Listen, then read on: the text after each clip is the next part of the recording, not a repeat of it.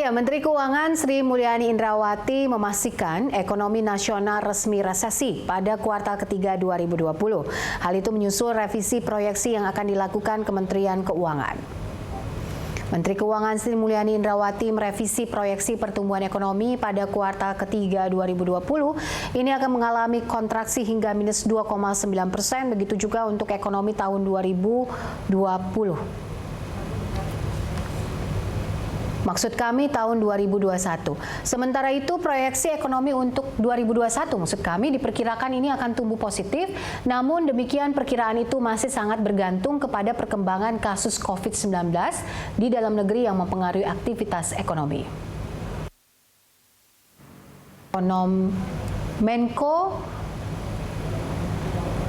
Ekonomi Keuangan dan Industri tahun 1998 Ginanjar Kartasasmita menyatakan bahwa beban pemerintah di masa pandemi COVID-19 2 kali lipat lebih berat dibandingkan krisis sebelumnya.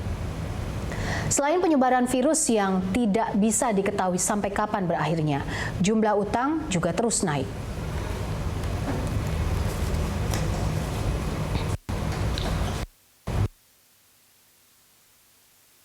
Keuangan melakukan revisi forecast pada bulan September ini.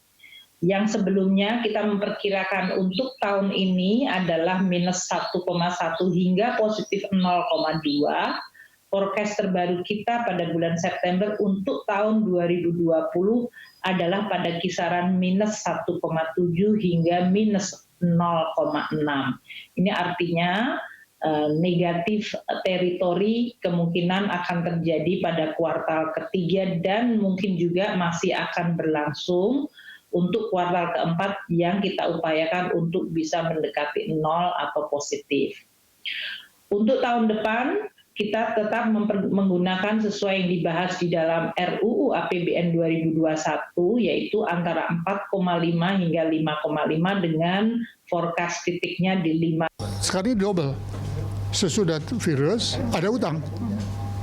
Nah, sekarang kita akan setelah terjadi virus utang kita meningkat 2 kali lipat lebih besar ya daripada sebelumnya ada. Jadi sekarang kita akan ada 2 kali tertimpa musibah. Virusnya belum selesai, utang juga kita bertambah. Nanti kalaupun virus ini selesai, utang itu tetap ada. Tetapi kita tidak bisa tidak berhutang. Karena dari mana kita mau membiayai itu? Bagaimana kita membiayai perang melawan virus ini kalau uang kita tidak ada? Bagaimana kita bisa memelihara mereka yang kehidupannya tertimpa menjadi korban daripada virus ini sehingga tidak kehilangan pekerjaan? Ya, itu kan harus diatasi. Jadi dari mana uangnya? Pajaknya kan turun, pengeluaran lebih besar kan harus meminjam. Jadi meminjam itu kalau tidak bisa dihindari tidak apa-apa, hanya penggunaannya. Bagaimana uang itu digunakan? Ya, masuknya Indonesia ke jurang resesi tentunya berdampak bagi perekonomian dan secara tidak langsung juga kepada masyarakat. Lantas bagaimana jurus Indonesia untuk bangkit dari resesi? Bagaimana langkah ideal dalam menyeimbangkan pemulihan kesehatan dan juga ekonomi? Langsung saja kita akan membahasnya bersama staf khusus Menkyu bidang perumusan kebijakan fiskal dan makroekonomi Masyita Kristalin, Wakil Ketua Umum Kadin Indonesia bidang perindustrian Joni Darmawan, serta Kepala Departemen Ekonomi CSIS Yose Rizal Damuri. Saya sapa seluruh narasumber saya. Halo, selamat sore Bapak Ibu, Ibu Masyita, Pak Joni dan juga Pak Yose. Selamat sore. Baik, terima kasih sudah bergabung bersama kami. Apa kabar semuanya? Semoga sehat-sehat sama dengan kondisi keuangannya ya. Harusnya sehat lah. Harusnya sehat. Baik, kita sudah mendengar bagaimana prediksi Ibu Menkyu soal kuartal ketiga 2020. Hasilnya tidak terlalu mengembirakan, tidak menggembirakan sama sekali karena kita terancam resesi di kuartal 3 2020 ini. Saya ke Bu Masyita, apa pertimbangan Kemenkyu untuk memutuskan proyeksi kita berada di minus 2,9 hingga 1 ini? Tentu saja proyeksi ekonomi itu disesuaikan dengan kondisi-kondisi ekonomi yang kita lihat. Biasanya kalau sebelum data GDP keluar yang bisa kita lihat itu adalah data pajak ya kalau dari internal Kemenkyu. Kemudian ini publik juga bisa lihat high frequency indicators, misalnya retail sales, purchasing manufacturing index dan lain sebagainya. sebetulnya kalau melihat arah pembalikan ekonomi, arahnya itu sebetulnya kita tetap pada asumsi sebelumnya, yaitu di second quartal itu adalah bottomnya ya di minus 5,3% di kuartal yang lalu. Terjadi pembaikan memang kalau kita lihat Purchasing Manufacturing Index itu di bulan Agustus sudah naik di atas 50, artinya kondisi sektor manufacturing sudah mulai memasuki periode ekspansi. Walaupun ini memang di setiap negara berbeda-beda ya pick up-nya. Indonesia baru pick up di bulan Agustus, kurang lebih sudah jalan beberapa saat di kuartal ketiga ini. Nah, kemudian kalau kita lihat juga penerimaan pajak dari berbagai sektor, kita juga bisa lihat ada perbaikan sedikit, akan tetapi tidak mencapai zona positif ataupun 0% seperti yang diharapkan sebelumnya. Nah, tapi tentu di kuartal 4 seperti yang disampaikan Ibu Menteri Keuangan, trajektorinya itu kita mengharapkan membaik ya. Jadi proyeksi perekonomian di kuartal 3 ini negatif, tapi masih lebih baik daripada kontraksi yang terjadi di kuartal kedua yang lalu, sehingga kita melihat pembalikan ekonomi itu sudah mulai meningkat. Nah, tapi tentu saja ini banyak sekali resiko ya, artinya ketidakpastian itu masih tinggi karena bagaimanapun kondisi ekonomi itu adalah kondisi akibat penyebab utamanya yaitu pandemi itu sendiri memang harus dikontrol, dan kondisi ekonomi diperkirakan tentu mengikuti asumsi kita terhadap pandemi yang semakin lama kita berharap semakin berkurang hingga 2021. Oke, baik. Saya ke Pak Joni. Pak Joni, kalau dilihat dari persoalan yang lebih kompleks lagi, kan kita tahu bahwa kondisi minusnya pertumbuhan ekonomi kita berdampak juga kepada misalnya perceraian di market, kemudian ekonomi real, kemudian secara agregat demand juga mungkin terjadi begitu. Tapi secara affordability dari sisi pelaku usaha sendiri, bagaimana dampaknya terhadap produksi, komersialisasi, hingga kondisi distribusi di lapangan? Pak Joni. Jadi saya sebelum masuk ke Kadin sudah memprediksi bakal resesi gitu. Karena kan 3 faktor itu, satu adalah masalah daya beli, kedua adalah pengangguran yang meningkat, yang ketiga adalah ekonomi yang minus gitu kan. Itu udah terbayang. Jadi pada waktu itu kita juga udah membicarakan bahwa di Q2 ini akan minus 2 gitu kan. Dan kelihatannya saya appreciate banget dengan keuangan, kelihatannya kemungkinan minus 2,9. Jadi buntut-buntutnya ya akhirnya kita nanti di Q3 atau Q berikutnya itu akan udah pasti kita akan resesi karena 3 faktor itu masuk. Problem ini problem sesuatu yang luar biasa lah. Kalau kita kan pernah ngalamin krisis 98, kita pernah krisis 2010, 2009 yaitu Lehman Brothers. Tapi kalau sekarang ini krisisnya, the problem adalah kita lawan ini kita nggak jelas kapan selesainya gitu. Jadi membuat apapun juga activity susah. Ya kan kita memprediksi, contohnya paling gampang, kita memprediksi akhirnya akan peaknya di Juni, mundur sekarang September, tapi sekarang orang udah pesimis lah September, nggak mungkin Oktober karena sekarang masuk di 4.000, bisa Desember. Nah Desember masuk hujan lagi, jadi kelihatannya banyak sekali kendala-kendala yang membuat faktor. Kalau saya katakan yang krisis yang terjadi di Indonesia ini adalah krisis dan demand dan supply gitu, ya kan? Demand-nya ya nggak ada karena orang mana mau ngebeli gitu, satu itu kan. Kedua PSBB segala macam, orang dilarang kiri kanan, akhirnya kan demand-nya akan berkurang. Supply-nya juga pabrik kan PSBB tertutup segala macam. Jadi ini multidimensi gitu kan. Jadi apa yang yang diceritakan sama Bu Maisita, saya setuju banget bahwa ya udahlah emang kita harus transparan gitu minus. Nah, tapi Pak Ginanjar juga ngomong itu tadi baru kita bicara bertiga sebelum mulai ini. Kita katakan bahwa ini kerjaannya makin berat gitu. Sekarang orang memprediksi berbeda, tapi tidak ada yang memprediksi 2021 akan mulai recover. Atau maksudnya udah mulai bisa pick up ke atas. Sekarang udah 2023, yang dulu optimis sekarang pada semua pesimis. Ada lagi yang lebih pesimis lagi di atas 2023 gitu. Ya, dan itu dimungkinkan banyak faktor. Nanti mungkin Ibu Masita akan ceritakan panjang lebar gitu. Karena struktur APBN kita juga ya tadi Pak Ginanjar sudah menyentuh kan. APBN struktur kita dari pajaknya rendah sekali. Ya, kita mengharapkan nanti larinya mungkin ya. Ini saya bukan mendahului. Kayaknya ke Indonesia nanti mungkin salah satu faktor adalah mungkin investasi. Ya kan, karena untuk membayar utang segala macam. Dan kedua yang saya sudah katakan lama, bahwa ini kesempatan Indonesia untuk berubah gitu. Kalau dulu kan banyak konten import, ya kan? Importnya itu hampir 60%-an gitu kan. Semua barang-barang untuk proses berikutnya adalah kita impor. Nah ini yang saya katakan bahwa emang akhirnya pemerintah harus bersakit-sakit dahulu investasi, kemudian akan senang. Nah kalau Ibu tanya bagaimana di kita gitu, kita nih pusing gitu. Kenapa? Pengusaha ini, saya ngomong jujur aja, sampai dengan Juni itu udah banyak sekali, ya udah pada give up gitu. Tapi kita punya namanya social responsibility gitu. Maksudnya kenapa? Bagaimana menjaga Ya, silakan Pak supaya ini orang ini tidak di PHK. Kalau makin di PHK begitu. Nah, itu kan dikatakan sampai dengan September gitu. Itu benar tuh real. Yang problemnya adalah likuiditas, uang. Income nggak ada, biaya harus dibayar gitu. Ini selalu defisit. Sampai kapan defisitnya yang kita bisa bertahan gitu? Banyak kan mereka pikir tutup aja gitu, finish gitu. Tapi kan itu yang saya katakan bahwa moral obligation atau social responsibility, dan pemerintah sekarang kalau boleh saya katakan sudah oke lah, mulai ada activity-nya. Tapi sayangnya di paper ini bagus banget tuh kan 695 triliun gitu. Tapi kan saya dengar the last report dari PEN itu kira-kira baru 30-36% realisasinya gitu. Dan nanti mungkin Bu Mas Sita udah ceritakan lagi buat 2021 punya planning tuh berapa banyak yang perlukan dana. Itu aja mungkin starting point-nya. Oke, baik. Saya ke Pak Yose. Pak Yose, bagaimana sesungguhnya kondisi makroekonomi kita kalau dilihat setelah 6 bulan pandemi ini?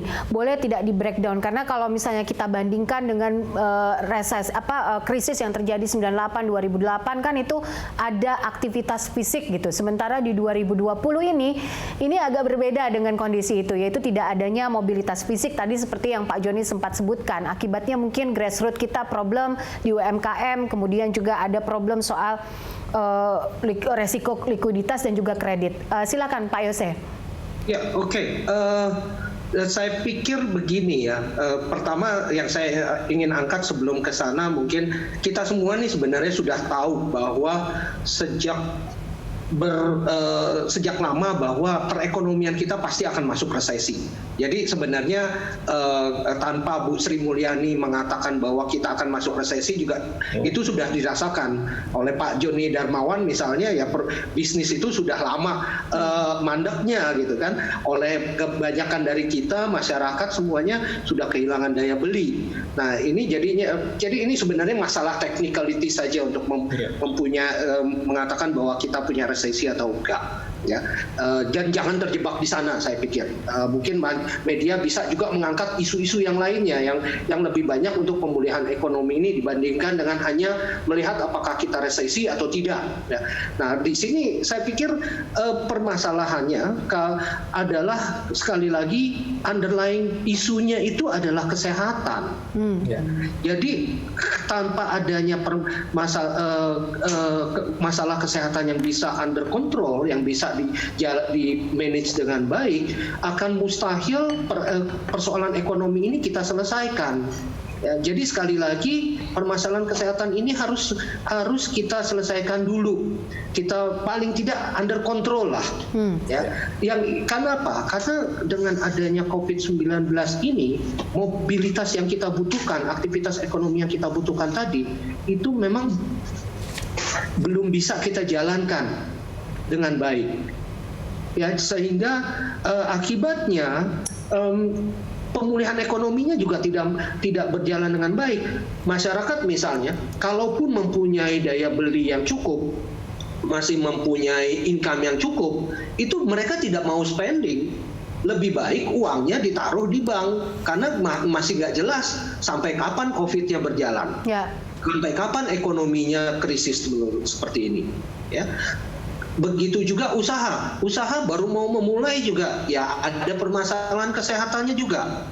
Nah sekarang jadinya permasalahan kesehatan ini harus dipenuhi sekali lagi harus ditanggulangi dengan baik. Sayangnya dari berbagai program-program ekonomi yang ada di bawah PEM itu anggaran untuk kesehatan adalah anggaran yang implementasi dan penyerapannya paling rendah.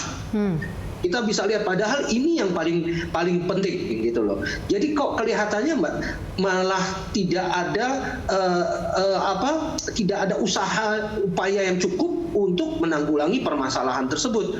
Karena walaupun uangnya ada, resource-nya ada, itu tidak dijalankan, tidak dipergunakan untuk menanggulangi permasalahan kesehatan. Dan ketika kita bicara tentang penanggulangan kesehatan, kita selalu beralihnya kepada permasalahan untuk mengurangi mobilitas. Ya, padahal ada banyak sekali opsi-opsi yang lainnya yang kita bisa ambil.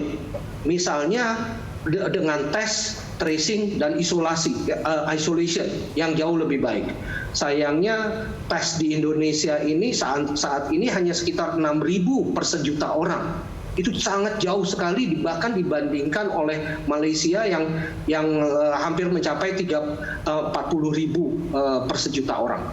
Nah ini hal-hal seperti ini tentunya harus digenjot dulu, harus diseriusi dulu sebelum kita bicara tentang permasalahan ekonomi. Oke, baik. Ada hal yang saya bold tadi, seperti yang Pak Yose sebutkan, adalah soal anggaran kesehatan ini serapannya masih sangat rendah. Bu Masyita, silakan tanggapannya. Memang betul dari segi persentase program PEN anggaran kesehatan itu sampai sekarang disbursement levelnya masih berada di bawah 50%. Ada beberapa hal yang melatar belakangi ini. Salah satunya adalah adjustment terhadap asumsi pengeluaran yang tentu disesuaikan dengan kondisi di lapangan. Kemudian juga memang kalau dalam hal anggaran itu ada dari sisi Kementerian Keuangan dan ada juga dari sisi kementerian lembaga yang harus dipenuhi dalam mengeluarkan anggaran dari DIPA hingga pencairan. Nah, ini kami terus berusaha memperbaiki disbursement agar cepat dan tepat guna. Karena itu kami melakukan monitoring mingguan, bahkan itu pengeluaran PEN kita punya laporan yang sifatnya harian, sehingga Kementerian Keuangan dan juga masing-masing KL yang bersangkutan itu dapat mengevaluasi harian dan mingguan sebetulnya apa sih yang masih bisa diimprove dalam disbursement budget. Karena tentu kita semua menginginkan budget itu bisa terdisburse dengan tepat dan juga cepat gitu ya, karena pertumbuhan ekonomi dan juga perekonomian ini sudah hampir berakhir nih tahun 2020, sehingga kita ingin disbursementnya cepat. Kalau dari segi pengeluaran PEN, sebetulnya yang paling cepat dikeluarkan dari segi persentase itu adalah Perlinsos dan juga transfer ke daerah. Ini adalah dua hal yang kita lihat juga sangat penting untuk membantu masyarakat yang saat ini banyak yang tadinya dia berada di atas golongan miskin ya, dia masuk ke dalam golongan miskin atau golongan rentan yang membutuhkan bantuan. Dan kita juga melihat bahwa bantuan kepada kalangan menengah ke bawah itu punya multiplier efek terhadap perekonomian yang lebih tinggi, sehingga memang ini lebih urgent untuk dilakukan. Kemudian yang lain adalah yang dilakukan pemerintah, itu adalah program PEN yang untuk membantu ultramikro dan UMKM. Karena UMKM ini proporsi terhadap PDB cukup besar ya, 60%, dan proporsi terhadap seluruh institusi korporasi yang ada di Indonesia, kalau kita hitung dari ultramikro sampai korporasi besar, itu dia 95% itu adalah masuk golongan UMKM. Oleh karena itulah ini yang menjadi perhatian lebih awal waktu Perpu 1 2020 baru keluar. Sekitar bulan Mei Juni pemerintah sudah mulai mengeluarkan berbagai program yang kita tahu untuk real sektor yang tentu sampai saat ini juga masih terus kita berusaha perbaiki metode disbursement-nya agar bisa mencapai lebih banyak beneficiaries. Oke, Bu Masyita, sebelum kita jeda, dengan kondisi penyerapan yang masih rendah tadi yang seperti disebutkan masih sudah 6 bulan 34% baru penyerapan dari sisi kesehatan misalnya, atau 34%, koreksi kalau saya salah, penyerapannya baru 34%. Apa yang akan dilakukan untuk plan B-nya? Apakah PEN ini tetap menjadi satu prioritas ataukah tambah duitnya lagi untuk PEN ataukah percepat penyalurannya? Saya perbaiki ya, tidak semua penyerapan itu selambat di sektor kesehatan misalnya ya. Yang tadi saya sampaikan Perlinsos itu penyerapan anggarannya sudah cukup baik. Akan tetapi kalau kita melihat akselerasi percepatan pengeluaran anggaran hingga bulan September, itu semakin bulan semakin meningkat tingkat penyerapannya sehingga terjadi perbaikan. Tapi tentu ya kita mengakui juga bahwa masih banyak kendala diantaranya juga karena isu data dan juga karena banyak mata-mata anggaran yang berubah dan juga kondisi new normal yang membuat pemerintah maupun masyarakat gamang dalam beraktivitas sehingga memang tidak business as usual. Akan tetapi pemerintah berusaha sekuat tenaga, terutama kami ya di Kementerian Keuangan. Kalau dari sisi kami yang bisa saya jelaskan adalah tadi kami berusaha membuat proses pencairan anggaran itu semudah mungkin dan proses evaluasinya sesering mungkin sehingga jika ada yang bisa diperbaiki baik dari sisi kami di Kementerian Keuangan maupun dari sisi kementerian lembaga itu dapat segera teratasi. Oke, baik. Nanti kita akan lanjutkan diskusi kita usai jeda. Kami jeda sebentar pemirsa, tetaplah di sini.